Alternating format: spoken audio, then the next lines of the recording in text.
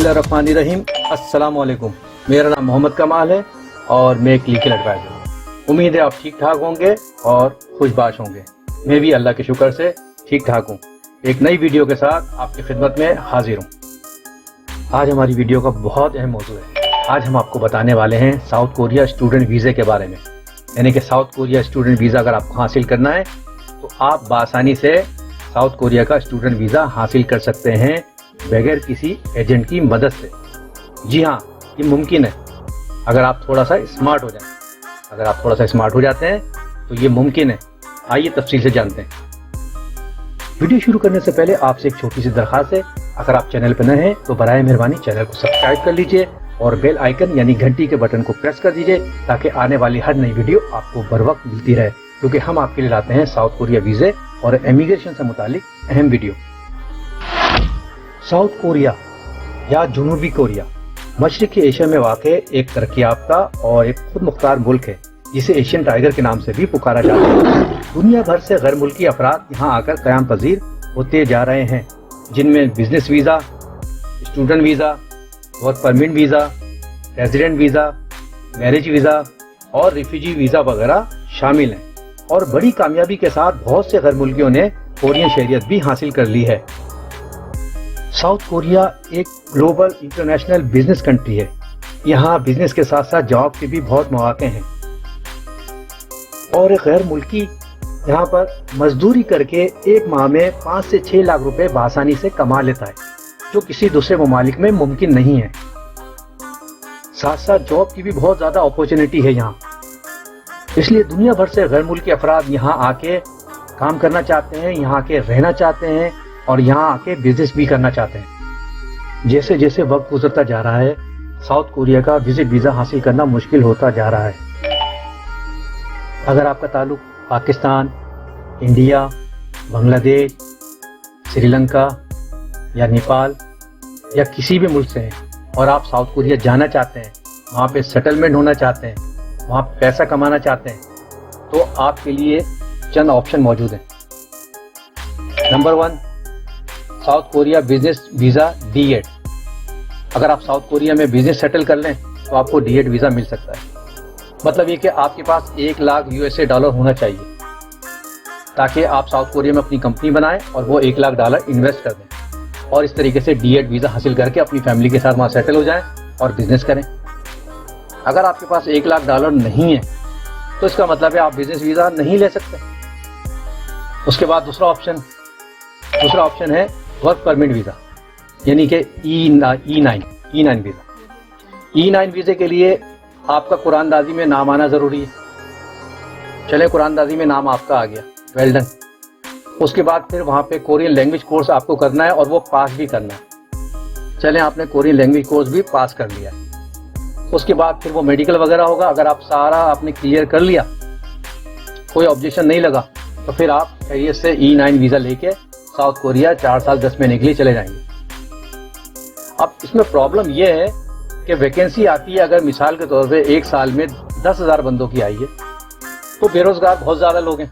हमारे आपके मुल्कों में बेरोज़गारी की बहुत ज़्यादा है। तकरीबन 50,000 या 1 लाख दरखास्तें वहाँ पे लग जाती हैं एप्लीकेशन, और सिलेक्शन होता है सिर्फ 10,000 मिसाल के तौर पे। तो 40,000 या 50,000 बंदे रह जाते हैं, वेटिंग पे चले जाते हैं, उनका सिलेक्शन नहीं होता।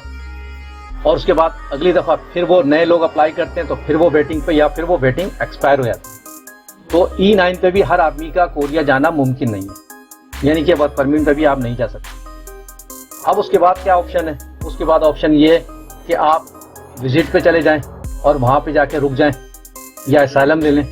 तो विजिट पे जाने के लिए ज़्यादातर इन्विटेशन और गारंटी लेटर चाहिए होता है, जो कोई किसी को देता नहीं है। क्यों? अगर आपका कोई जानने वाला वहाँ से इन्विटेशन या गारंटी लेटर आपको देता है और आप साउथ कोरिया वीज़ा हासिल करके पहुँच जाते हैं और वहाँ पे आप रुक जाते हैं या असाइलम लेते हैं, तो वो गारंटी देने वाला बंदा ब्लैकलिस्ट हो जाता है। तो इसलिए कोई जानने वाला बंदा आपको कभी भी नहीं देगा, वो सिर्फ अपनी फैमिली को देगा ताकि उसकी फैमिली आए और घूम फिर के चली जाए, किसी गैर आदमी को नहीं देगा। इस तरीके से आप इन्विटेशन गारंटी लेटर भी हासिल नहीं कर सकते। और अगर C39 वीज़ा जो है, जो बगैर इन्विटेशन गारंटी के, अगर वो आप लगाते हैं और अल्लाह करे वो लग जाता है क्योंकि उसके लिए ट्रैवल हिस्ट्री भी चाहिए, बैंक स्टेटमेंट भी चाहिए, आपकी कोई अच्छी जॉब हो या कोई बिजनेस हो, तब आप वो विजिट वीज़ा हासिल करके साउथ कोरिया जा सकते हैं। आप उसमें जाने के बाद आपके पास ऑप्शन क्या है, या तो आप इलीगल हो जाएं, वहाँ जाके रुक जाएं, स्लिप हो जाएं, या आप एसाइलम ले लें। ज़्यादातर लोग एसाइलम ही ले लेते हैं, इलीगल होने से बेहतर लगता है उनको। लेकिन उसका भी मुस्तकबिल नहीं है, 3 साल 4 साल या 5 साल, उसके बाद या इलीगल या पकड़ेगा या डिपोर्ट या खुद चले जाओ अपने। तो ये सारे मसाइल हैं, इसमें मुस्तकबिल नहीं है। लिहाजा आज हमारी जो वीडियो का जो मौजू है ना, वो है स्टूडेंट वीज़ा।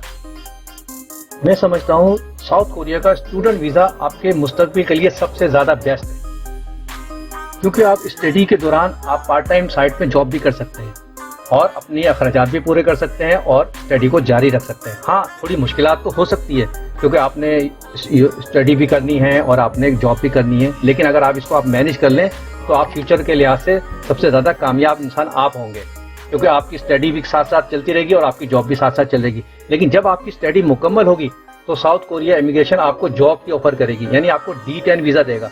D10 वीज़ा आपको मिल जाएगा, आप जॉब तलाश कर लें, वो भी आपको 2 साल तक का टाइम होता है। आप जल्द से जल्द जॉब तलाश कर लें और आपको वर्क परमिट E7 मिल जाता है, और E7 वीज़ा हासिल करने के बाद आप अपनी फैमिली के साथ मुस्तकिल लीगल जॉब कर सकते हैं और रह सकते हैं, और आइंदा मुस्तकबिल में परमानेंट रेजिडेंट वीज़े को भी कन्वर्ट कर सकते हैं। बड़े अफसोस के साथ ये बात मुझे कहनी पड़ रही है कि अक्सर लोग साउथ कोरिया का स्टूडेंट वीज़ा हासिल करने के लिए किसी ट्रैवल एजेंट को भारी रकम अदा करके स्टूडेंट वीज़ा हासिल करते हैं। शायद ये लोग समझते हैं कि स्टूडेंट वीज़ा अप्लाई करना बहुत मुश्किल काम है, लेकिन ऐसा नहीं है। जिस तरीके से मैंने शुरू में कहा था कि अगर आप थोड़े से स्मार्ट हो जाएं, आप पढ़े लिखें, थोड़ा सा एक्टिव हो, तो फिर आप खुद भी स्टडी वीज़ा यानी स्टूडेंट वीज़ा ऑनलाइन अप्लाई करके साउथ कोरिया जा सकते हैं बगैर किसी एजेंट की मदद के। कोरिया इमिग्रेशन ने स्टूडेंट वीज़े को 2 कैटेगरीज में डिवाइड कर दिया गया है। नंबर 1 D2, यानी कि अगर आपने ग्रेजुएशन करना है या मास्टर करना है या PhD करना है वगैरह, तो आपको D2 वीज़ा अप्लाई करना होगा। और नंबर 2 D4 वीज़ा, अगर आपने कोरियन लैंग्वेज कोर्स करना है तो आपको D4 वीज़ा अप्लाई करना होगा। साउथ कोरिया की तमाम यूनिवर्सिटी की वेबसाइट होती है, आपको वेबसाइट में इंटर होना होगा और इंटर होकर एडमिशन ऑनलाइन अप्लाई करना होगा।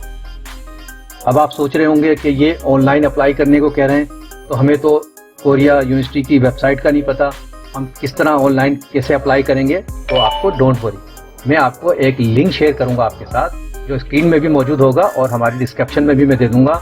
वो है www.4icu.org/kr/। आप इसको गूगल में जाके इंटर करेंगे तो ये साइट खुल जाएगी। इसके अंदर तमाम कोरियन यूनिवर्सिटी के जो लिंक्स हैं वो मौजूद होंगे, और वो सारी साइट जो है ये इंग्लिश में, आप आसानी से और इसका विजिट कर सकते हैं। इसमें इंटर हो और एक एक करके आप यूनिवर्सिटी की वेबसाइट पे जाकर उनको चेक करें कि आपको किस सब्जेक्ट में पढ़ना है, तो और उनका शेड्यूल देखें, उनकी फीसें देखें, उनके टाइम देखें, उसमें जो आपको पसंद आए, चॉइस हो, आप उसमें ऑनलाइन उनका जो शेड्यूल देखने के बाद अप्लाई करें। और वो अप्लाई करने पे अपने जो डॉक्यूमेंट्स हैं आपके अपनी एजुकेशन के, वो उनको इंटरनेट के ज़रिए सेंड करें। जब वो अप्रूवल भेजेंगे आपको, तो फिर उनकी जो बकाया जो फीस है उनकी, वो आप फीस पेड करें, और उसके जवाब में फिर वो आपको एडमिशन की जो डॉक्यूमेंट्स पेड करेंगे, आपको सेंड करेंगे, वो आप रिसीव करें और अपने करीबी कोरिया एम्बेसी से स्टूडेंट वीज़ा हासिल करके साउथ कोरिया चले जाएँ। यहाँ एक बात वाज़ह कर दूँ, कुछ गैर मुल्की हजरात स्टूडेंट वीज़े पे साउथ कोरिया आ तो जाते हैं, लेकिन उनका सारा फोकस जॉब पे होता है, वो स्टडी नहीं करते, अपना स्टूडेंट वीज़ा छोड़ देते हैं और वो बाद में पछताते फिरते हैं। लिहाजा आप ऐसा नहीं करना। आप जब स्टूडेंट वीज़ा लेकर आना तो साइट पे आप पार्ट टाइम जॉब भी करना और स्टडी को अपनी कंटिन्यू जारी रखना। स्टडी कंप्लीट होने के बाद आपको डिग्री मिल जाएगी। जब आपको कोरियन डिग्री मिल जाएगी तो कोरिया इमिग्रेशन आपको जॉब की ऑफ़र करेंगे, तो फौरी आप जॉब तलाश कर लें। जैसे ही आप जॉब तलाश कर लेंगे तो आपको E7 वीज़ा मिल जाएगा। E7 वीज़े पे आपको बीवी और बच्चे अलाउ हैं, यानी आप बीवी और बच्चों को भी कोरिया बुलाकर अपने साथ रख सकते हैं लीगल तरीके से, और बाद में मुस्तकबिल में आप परमानेंट रेजिडेंट वीज़े पे भी कन्वर्ट हो सकते हैं। वीडियो पसंद आए तो लाइक और शेयर करना ना भूलिएगा। आखिर में अगर आप कोरिया में रहते हैं तो कोरिया में रहते हुए आपको किसी किस्म की लीगल इशू पे कोई परेशानी हो, चाहे कोरिया इमिग्रेशन के मुताबिक हो या कोरिया के वीज़े से मुतालिक हो या कोरिया के पुलिस और कोर्ट के केसेस से मुतालिक हो, आप हमसे रब्ता कर सकते हैं। हम इंशाल्लाह आपको मशवरा भी देंगे और हमारी लॉ कंपनी आपका प्रोसेस भी करेगी। अगली वीडियो के साथ फिर हाजिर होऊंगा। खुश रहें, अपना ख्याल रखें। अल्लाह निगहबान, खुदा हाफिज़।